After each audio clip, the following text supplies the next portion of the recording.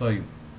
بسم الله. سواء انت كنت سايبر سيكيورتي او ديفوبس او شغال ديفلوبر، فانت محتاج تتعلم لينكس لا محالة، لان العالم كله دلوقتي بيتجه ناحية اللينكس والدنيا بتتطور، فما عادش حد يعتمد على الويندوز. وان انا بتكلم على مستوى الشركات والمؤسسات وكده، كله بيستخدم لينكس دلوقتي، فانت محتاج ان انت تتعلم لينكس زي اللي قدامي ده دلوقتي. ولكن آه عايز اقول بس ان احنا في البدايه انا عملت 3 فيديوهات ودول بالانجليزي. فانا هعمل فيديو ده بالعربي مجمع لل3 فيديوهات اللي فاتوا. حاول ان اصحح فيها الاخطاء، لو كان في اخطاء في الفيديوهات اللي فاتت، واحاول ان انا ازود حاجات ممكن تبقى مفيده. طيب. ال3 فيديوهات اصلا اللي فاتوا محتواهم ايه؟ اتكلمت في اول فيديو عن ايه هو اللينكس، بدأ ازاي، يعني ظهر امتى، واستخدمه في ايه، واستخدمه ازاي، وايه فايدته، وايه الفرق بينه وبين الويندوز والى اخره. تاني حاجة كان تاني فيديو، اتكلمت عن الأوامر الأساسية اللي أنت تقدر تستخدمها عشان تتعامل مع اللينكس. يعني أمر زي ده مثلا إن أنت تيجي تعرف اسم اليوزر. كتبته غلط من أول مرة، فيجي لك اسم اليوزر بالشكل ده. كل ده هنتعلمه يعني، ما تقلقش يعني. فبس ده كان تاني فيديو، شوية أوامر أساسية بنتكلم فيه عن إزاي تتعامل مع اللينكس بشكل عام. وتالت فيديو كان بيتكلم عن إدارة الملفات، إزاي أنا أعمل ملف، إزاي أمسح الملف، إزاي أعدل عليه، إزاي إن أنا أنقله أو أعمل له رينيم أو ايا كان يعني. فبس ده محتوى ال3 فيديوهات اللي فاتوا، ولكن هم كانوا بالانجليزي، فانا هشرحهم من اول وجديد بالعربي. طيب، علشان نقسم الدنيا كده، انا عملت البرزنتيشن الجميله دي. احنا مش هنحتاجها قوي يعني، انا بس اعملها علشان اقسم الدنيا، بحيث ان احنا لما نشرح تبقى الدنيا متقسمه والدنيا مظبوطه يعني. طيب، اول حاجه محتاجين ان احنا نتكلم عليها، وهي الكمبيوتر بيتكون من ايه. كلنا عارفين ان الكمبيوتر بيتكون من هاردوير وسوفت وير. طب ايه فايدة اللي انا بقوله ده يعني مدخل كده علشان نفهم اللينكس بشكل بسيط والدنيا ما تتعقدش معانا. يعني دلوقتي احنا عندنا هاردوير زي البروسيسور وزي الرامات وزي الكيبورد وزي الشاشة والى اخره. وعندنا السوفت وير، وهو نظام التشغيل اللي بيشتغل عليه او البرامج اللي بتتحمل على نظام التشغيل ايه اللي بيكون على جهاز الكمبيوتر. طيب احنا دلوقتي ايه علاقة السوفت وير بالهاردوير؟ احنا عن العلاقه بينهم ان احنا مثلا عندنا، انت لما بتيجي تفتح برنامج، فالبرنامج ده بيتنفذ، او بتيجي مثلا ان انت عايز تعمل معالجه للبيانات، فالمعالجه دي بتتم فين، او التنفيذ ده بيتم فين؟ بيتم في البروسيسور، في الهاردوير. اذا فالسوفت وير هو الاوامر، والهاردوير هي الاماكن اللي بتنفذ فيها الاوامر. يعني انت لما بتعوز مثلا ان انت تخزن بيانات او تخزن ملفات، بتخزنها فين؟ بتخزنها يا اما في الرام لو هي بيانات مؤقته يعني، ويا اما في الهارد لو هي بيانات دائمه، زي ان انت مثلا تشيل فيديوهات او صور او ايا كان على الكمبيوتر بتاعك لوقت طويل يعني. فدي العلاقه بينهم. طيب ايه علاقه ده باللينكس؟ اللينكس خلينا نركز بس على جزئيه السوفت وير. السوفت وير ده بدايتنا مع السوفت وير بيكون نظام التشغيل. طيب احنا يعني اغلبيتنا يعني من وقت، من فتره كده ما كناش نعرف غير الويندوز. اي حد كان عنده جهاز كمبيوتر وهو صغير، فكان بيفتح يلاقي الويندوز قدامه، الديسك توب والايقونات والماوس والالوان والدنيا جميله يعني. طيب ايه بقى هو اللينكس؟ اللينكس حاجه زي الويندوز، نفس الوظيفه، ولكن الشكل مختلف، طريقه التعامل مختلفه، كل حاجه مختلفة بالنسبة لإيه؟ بالنسبة للويندوز، بالنسبة للينكس. طيب اللينكس هو ببساطة نظام تشغيل سوفت وير بينزل على جهاز الكمبيوتر. ولكن الفرق بينه وبين الويندوز ان الويندوز زي ما انت شايف كده بيبقى جي يو اي، بيبقى عندك ديسك توب، وبيبقى عندك يعني الدنيا بتبقى سلسة شوية. بتقدر انت تعمل كليك يمين علشان يعني مثلا انت لو عايز تعمل فولدر هتدوس كليك يمين وتختار نيو فولدر. انما في اللينكس انت محتاج تتعلم الامر اللي بيعمل فولدر جديد، او في اللينكس اسمه دايركتوري بقى. لو عايز تعمل ملف جديد نفس الكلام، لو عايز تحذف ملف مثلا، مش هتدوس عليه كليك يمين وتدوس ديليت او ريموف مثلا، لا انت محتاج تتعلم الامر في اللينكس اللي بيحذف الملفات. طيب انا ايه اللي جابرني على ده كله برضو؟ يعني ايه اللي خلاني اتعلم لينكس ما دام الويندوز موجود والدنيا جميله؟ وفي كذا سبب. يعني لو مش عايز نقنعك، فهو انت لو ما اشتغلتش، لو انت ما ذاكرتش لينكس، فانت غالبا مش هتشتغل لو في مجال التك بتاعنا ده، او في مجال الاي تي بشكل عام. يعني لان الدنيا كلها دلوقتي متجهه ناحيه اللينكس، لانه بقى عملي واسهل واكثر كفاءه يعني من الويندوز بكتير. فانت محتاج تتعلم لينكس. طيب لو عايز نقنعك باللينكس، فاللينكس احسن بكتير من احسن بكتير من الويندوز في كذا ميزه. اول حاجه السكيورتي بتاعه عالي. ليه؟ لان هو كل حاجه بيرميشن او باذن في اللينكس. ما ينفعش مثلا يوزر يخش على ملفات يوزر تاني، او ان هو يمسح له او يعدله في الملفات او الكلام ده كله. مفيش الكلام ده. وغير كده ان هو اوبن سورس. يعني اوبن سورس يعني السورس بتاعه متشاف. انت تقدر تجيب النظام التشغيل وتشوف الكود بتاعه، تشوف هو محقوم بفيروس ولا محقوم بمالوير او ماليشيوس فايل او ايا كان. ففي شفافيه في الموضوع. غير كده ان اللينكس بيستخدم، او مش بيستخدم يعني بيستهلك ريسورسز اقل يعني من الويندوز. انت الويندوز بتاعك لو انت عندك جهاز 4 رامات مثلا، و... والبروسيسور كور اي 3 مثلا، مش عارف جيل كام، هتلاقي الجهاز بيهنج معاك لو فتحت المتصفح، او لو جيت فتحت برنامج تقيل. طيب ده ليه؟ ده بسبب ان اللينكس بيعتمد على التكستات. الاوامر اللي انت بتكتبها كلها عباره عن تكست. انما في الويندوز الموضوع يعني مش كده برضو. الموضوع فيه ايقونات وفيه تاسك بار وفيه سطح مكتب وفيه سيرفيسز كتير قوي بتستهلك من الرامات ومن البروسيسور ومن الهاردوير بشكل عام، فالجهاز بيتقل. انما في اللينكس انت مجرد ما اتعلمت الاوامر بتفتح، بيبقى قدامك التيرمينال او شاشه الاوامر او حاجه زي كده يعني. ثواني. بتبقى حاجه زي كده. دي طبعا مش دي سي ام دي او الكوماند برومبت، دي بتاع الويندوز مش في اللينكس، ولكن في اللينكس بيبقى بالمنظر ده. خلينا نجيبها هنا. بتبقى بالمنظر ده. انت بتكتب اوامر، فالاوامر دي مش بتستهلك من ريسورسز خالص يعني. فانت لو معاك جهاز كحيان زي الجهاز اللي معايا ده، فالموضوع هيبقى سهل قوي، والجهاز هيبقى سريع يعني، وهيديك اداء عالي. طيب نيجي لجزئية تانية، وهي كيف بدأ اللينكس. يعني لينكس ده جه منين؟ يعني هو لينكس قديم شويه، قديم قوي يعني. يعني كان في زمان اوبريتنج سيستم او نظام تشغيل اسمه اليونكس. اليونكس ده كان موجود، ولكن جه واحد اسمه ريتشارد ستولمان، الراجل الطيب اللي قدامنا ده، جه قال انا هعمل مشروع اسمه جي ان يو. كان معروف بالاسم ده، يعني ان انا عايز اعمل مشروع يبقى فري. المشروع ده يبقى فري وفيه شويه ادوات، ويبقى نظام تشغيل جديد وينزل والناس تستخدمه والدنيا تبقى جميله.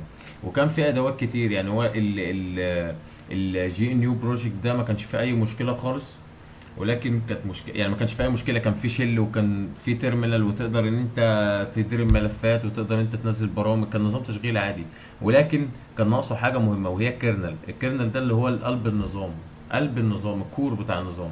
فجأة سنة 1991 جاء الراجل اللي برضه المحترم اللي قدامنا ده، اللي هو لينوس تورفالدز. جاء كان عمل مشروع اسمه لينكس كور، او اللينكس. عمل الكيرنل بتاع اللينكس وعمله فور فري يعني. هو ما عمله كده لله وللوطن يعني. فمع الوقت قدرنا ان احنا ندمج ال الكور لينكس او الكيرنل ده بتاع اللينكس اللي عمله لينوس تورفالدز مع الجي ان يو بروجكت. بقى عندنا ايه؟ جي ان يو لينكس اللي قدامنا ده، وبقى سيستم متكامل او نظام تشغيل متكامل نقدر ان احنا نعتمد عليه في حاجات كتير قوي، وده بناء على الغرض اللي احنا عايزينه ليه. طيب علشان نفهم الجزئية دي، فاحنا محتاجين نعرف حاجة في اللينكس اسمها الديستريبيوشن او الديسترو. يعني ايه ديستريبيوشن؟ يعني النسخة بتاع اللينكس اللي انا بحتاجها لغرض معين.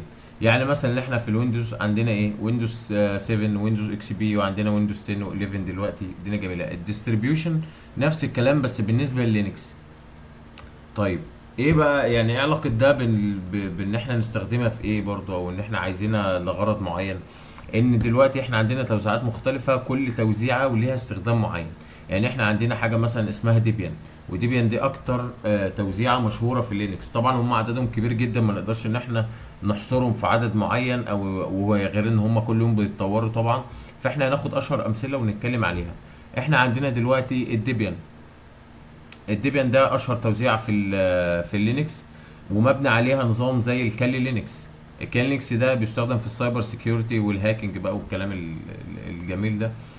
ف فده انا بيستخدمها الناس بتاع السايبر سيكيورتي. بس في كمان ديستريبيوشن اسمها البارت، اللي هي البغبغان يعني، ولكن دي برضو مستخدمه في السايبر سيكيورتي والبنتريشن تيستنج والكلام ده كله، فانا بستخدمها للغرض ده. عندنا حاجه كمان اسمها اوبنتو. اوبنتو ده بستخدمه الناس اللي هم مثلا ما تعاملش مع لينكس كتير، فهو جاي لسه كان بيستخدم ويندوز فجاي يتعلم لينكس لاول مره. فالاوبنتو شبه الويندوز قوي، بيبقى ديسك توب وماوس وايقونات والدنيا برضو ايه شبه الويندوز، فما بيبقاش الدنيا صعبه عليه شويه. فهو مصمم للغرض ده، وفي ناس برضو بتقوم عليه سيرفرات بالمناسبه يعني الاوبنتو. عندنا حاجه كمان اسمها ريد هات انتربرايز، وده سيرفرات لينكس بتستخدم في المؤسسات والشركات يعني على مستوى اوسع شويه. في بقى حاجه اسمها سينتوس، وسينتوس دي المفضله بالنسبه لي يعني، لانه عملي واكتر اوبريتنج سيستم ممكن تشتغل عليه وما يعني ما تعانيش منه خالص في اللينكس.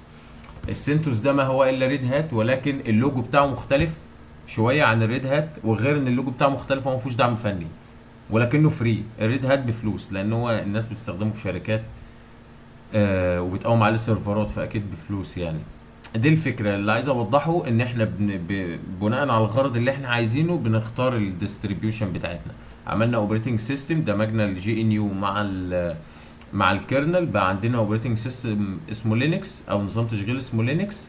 بنطور فيه بشكل معين بحيث انه يخدم غرض معين. يعني مثلا خلاص احنا هناخده نطوره للسكيورتي، للناس بتوع السكيورتي، خلاص هنعمل توزيع اسمها كالي لينكس او بارت. طيب في ناس مثلا بتعاني مع لينكس، مش هنروح نعمل له نظام تشغيل ما فيهوش غير تيرمينال بس، ما هم مش عارفين اوامر، فاحنا بنعمل لهم حاجه زي الاوبنتو، بحيث ان هو جاي من الويندوز يجي يلاقي ويندوز حرفيا بس بتيرمينال بس، ممكن تكتب في اوامر لينكس يعني. ده الاختلاف الوحيد. مثلا ناس عايزه تقوم شركه مثلا وعايزه نظام قوي وحمايه قوي وفي تنظيم في اداره الملفات واليوزرز والجروبس والكلام ده كله، خلاص نعمل لهم ايه؟ نعمل لهم ريد هات. الناس اللي عايزه تتدرب على الريد هات مثلا وعايزه بيئه مشابهه نعمل لهم سينتوس. بس واضحه؟ طيب عندنا مقارنه خفيفه كده برضو، انا عارف ان انا قلتها بس يعني نقولها تاني، بين اللينكس والويندوز. طيب اهم حاجه واكتر حاجه الكور يعني في الفرق بين اللينكس والويندوز، ان اللينكس بيعتمد على حاجه اسمها السي ال اي او كوماند لاين انترفيس، انما الويندوز بيعتمد على الجي اي او جرافيكال يوزر انترفيس. يعني الويندوز بيعتمد على ان انت تفتح الكمبيوتر تدوس كليك يمين تعمل فولدر او تمسح فولدر، او مش عارف تنفذ امر معين، قدامك ديسكتوب وقدامك تاسك بار، مش هتعاني في اي حاجه، ده سواء انت كنت يوزر عادي او سواء كنت راجل ادمنستريتور يعني.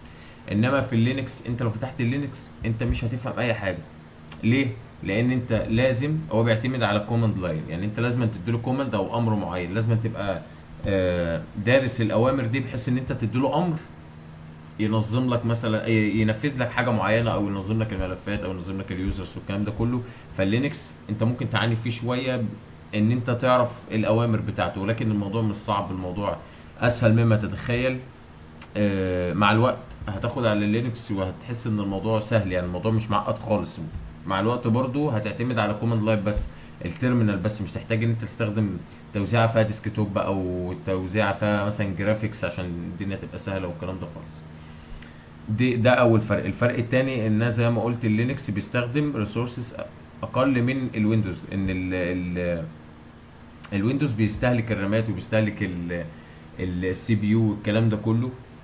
فلا في لينكس مفيش الكلام ده، احنا قدامنا تيرمينال بنكتب اوامر معينه كلها عباره عن تكست، فهي ما بتاخدش مساحه، ما بتضغطش على السي بي يو او على البروسيسور، ما بتضغطش على الرامات، مفيش الكلام ده خالص. فانت لو معاك جهاز ضعيف جدا وجيت شغلت عليه لينكس، الجهاز هيشتغل زي الصاروخ يعني، مش هيبقى عندك اي مشكله خالص. وده بالنسبه لتاني فرق. تالت فرق، وده مهم جدا خصوصا للناس اللي هي بتشتغل في السكيورتي او الناس اللي هي شغاله مثلا ادمنستريتور او راجل بتاع اي تي وكده، ان الويندوز دايما فيه ثغرات. يعني الويندوز من كتر ما هو فيه سيرفيسز كتير قوي، ومن كتر ما هو نظام مستهدف، وكان الناس بيستخدموا لفتره كتير قوي كبيره قوي، فهو مليان ثغرات. ثغره مثلا زي كان في فيروس اللي هو وانا كراي، ده كان بيستغل ثغره في بروتوكول اس ام بي، فده وقع سيرفرات على مستوى العالم كله. كانت مشكله كبيره. ده بسبب ايه؟ بسبب ان الويندوز مليان ثغرات. الثغرات اللي فيه حرفيا ما بتنتهيش يعني.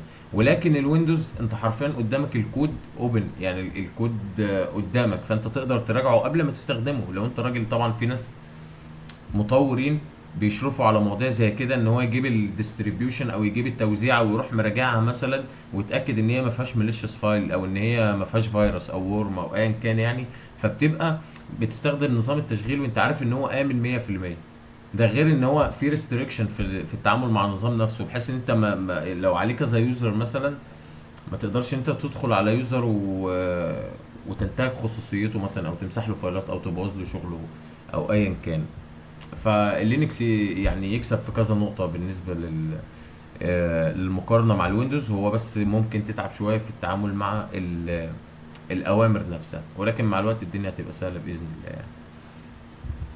طيب، نقطة أخيرة حابب إن أنا أتكلم عليها، ودي مهم إن أنت تعرفها برضو، إن في مفاهيم مغلوطة عن اللينكس. في ناس فاهمة إن اللينكس ده بتاع الهاكرز بس، وان اي حد مثلا فاتح نظام تشغيل مثلا زي كده، او قدامه شاشة زي كده مليانة اكواد خضراء عمالة تجري قدامه، فهو قاعد بيهكر في خلق الله 24 ساعة للنهار. ده مش حقيقي، لان اللينكس صحيح بيستخدموا الناس بتوع البنتستنج والسايبر سيكيورتي والكلام ده كله، بيعتمدوا عليه بشكل كبير، ولكن الديفوبس برضو بيعتمدوا على اللينكس، ما بيهكروش حد.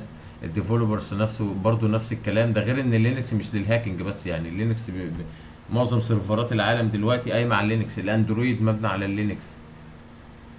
فالموضوع اوسع من كده يعني، الموضوع اوسع من كده. واللينكس الناس بدأت تتجه ليه علشان المرونة اللي فيه، مش عشان هو بتاع هاكينج يعني. فبس اشوفكم الحلقة الجاية بإذن الله.